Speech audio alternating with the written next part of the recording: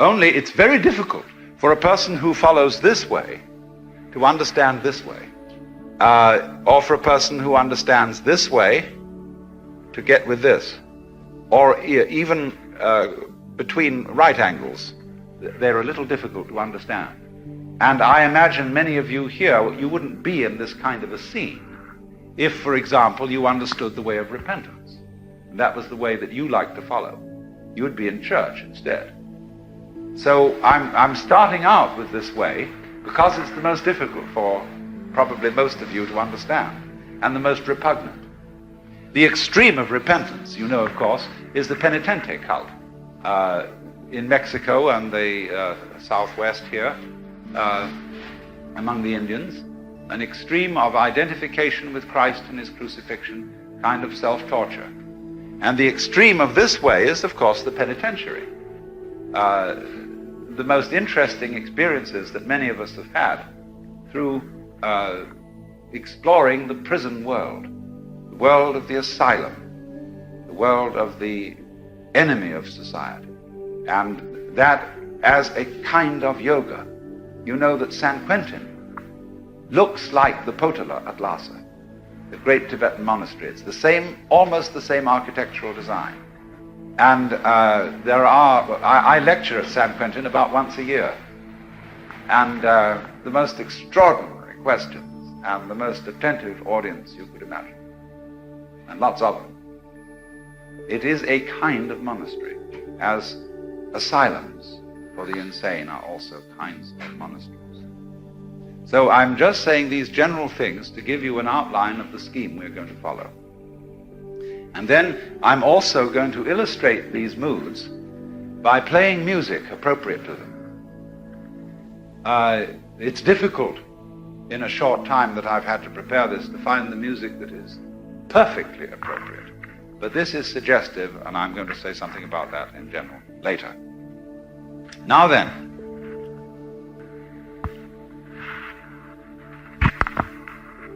let's go back to the fundamental assumption that all people, and this also includes all beings whatsoever, but we're talking mainly, of course, about human beings. All people are manifestations, disguises of the total reality behind this cosmos. And that if that is so, there are not any mistakes in the world. When you look at patterns on the foam of the breaking waves on the seashore, and you look at the outlines of mountains, and the grain in wood, and the markings on marble, you notice that it never makes an aesthetic mistake. Never. Also, when you study plants, and you go into their relationships with each other and with insects, the fact that the so-called diseases of plants are the full life of some other kind of organism having a ball. And you see this complexly interrelated world, and you realize that it all hangs together. That everything outside the human world is a system of balances where you couldn't have really any form of life without the others going on too. There have to be friends and there have to be enemies. Because if there aren't enemies, the friends get too prosperous and they kill themselves by their excess of exuberance. So they're constantly being pruned by various kinds of enemy species. And what is, when you got down there and you suppose you identified yourself with a certain plant, you would thoroughly object to, if you were a lettuce, to the snails eating you up.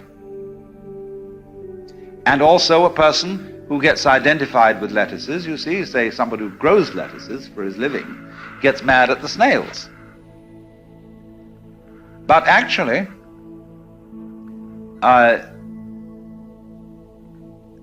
lettuces need snails, because there would be too many lettuces if there weren't snails, and those lettuces would choke each other. Now, of course, a human being comes in and starts organizing the lettuces, you see, so that the seeds don't propagate in the usual way, because he puts them out in rows, and that's a different kind of a scene, and so he objects to the snails. But that's because he's looking at the problem of lettuces from a partisan point of view. And it's quite right that he should do so. What he may not see, because he's taken the side of lettuces against snails, he fails to see that conflict at one level is health at another.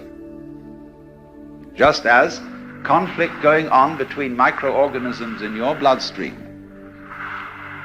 is absolutely essential to the health of your organism as a whole.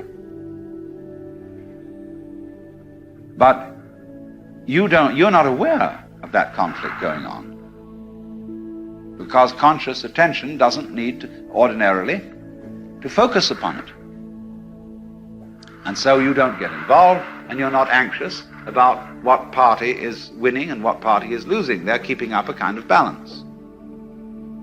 Now then, to take this a step further, we are all amazingly involved in the process of being human and playing our game and taking our side. And therefore our victories and defeats, our sicknesses and our healths, are things we get mighty partisan about. And therefore we cannot see that human behavior is just like everything else. It never makes a mistake. Only its never making a mistake must include the feeling that mistakes can be made. See, that's where this point of view would differ somewhat from the point of view of a Christian Scientist who strives manfully, in a way, to assert that evil is purely illusory, but doesn't quite grasp the point that the illusion of there being something evil is important and good too. We're not trying to get rid of it, you see, because if you get rid of it, you would have problems. I could say, for example, that a historical character like Hitler, is someone about whom it is very natural for most of us to feel angry.